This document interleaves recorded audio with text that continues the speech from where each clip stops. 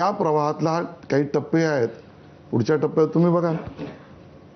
पण आशिषजी, मग तो सिंचन घोटाळा झाला होता की नाही? भाजपचे एक ज्येष्ठ नेते म्हणून तुमचं मत काय? न्यायालयासमोर सिद्ध होईल.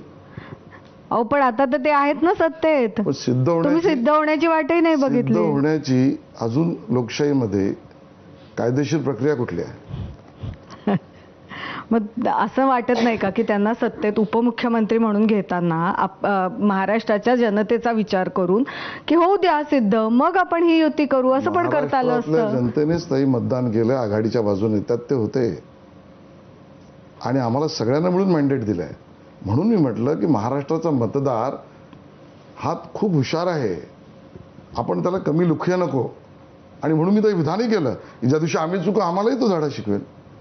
आणि त्यामुळे आज त्याचं मॅन्डेट क्लिअर आहे. नाही, पण आता तुम्ही खूप पॉलिटिकली करेक्ट उत्तर देताय. थोड्या वेळापूर्वी रवींद्र चव्हाण जे प्रदेशाध्यक्ष आहेत भाजपचे, ते म्हणाले, मी भाषणात म्हणाले, मी मुख्यमंत्र्यांना वारंवार सांगत होतो की यांना घेताना विचार करा. असं तुम्ही काही सांगितलं होतं का मुख्यमंत्र्यांना? कारण जेव्हा ते बैलगाडी भरून पुरावे होते तेव्हा तुम्ही याच पक्षात होते. मला जे म्हणायचं ते मी चव्हाणांना सांगितलं. अच्छा, इथे नाही सांगणार, पण काहीतरी असेल ना, तुम्ही तेव्हा काहीतरी म्हणाले असाल ना? अच्छा, म्हणजे हे जे मत आहे की चव्हाणांचं, ते तुम्ही सांगितलेलं मत आहे. बघा, चव्हाण माझ्या सांगण्यावर मत बनवतात, असा आनंद मला कधीतरी मिळावा अशी माझी अपेक्षा आहे. पण चव्हाणांचं मत तुम्हाला सुखावणार आहे का, अरे काय बोलून गेले असं तुम्हाला वाटवणार आहे? चव्हाणांनी त्यांचं मत मांडलं. अध्यक्षांचं मत तुम्हाला सुखावणार आहे का अडचणीत आणणार आहे? नाही, अध्यक्षांचं मत आहे, त्याच्यावर मी भाष्य करणं एवढा मोठाच नाही आहे. अच्छा, पण तुम्हाला सुखावतंय का दुखावतंय?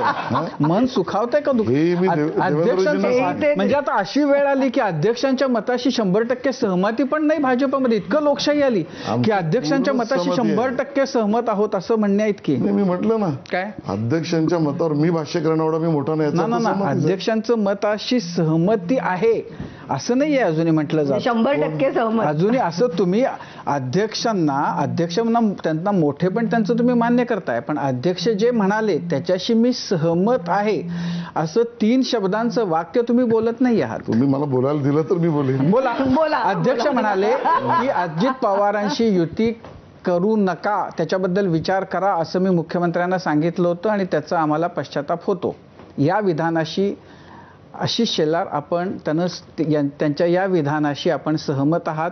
हे विधान आपल्याला सुखावणार आहे, या विधानानं आपल्याला त्रास होतो आहे, या विषयावर मी अध्यक्षांशी बोलेन. सहमत काही होत नाहीयेत अध्यक्षांशी सहमत होत नाहीयेत. म्हणजे आशिष शेलारजी, 3 प्रसंग आहेत.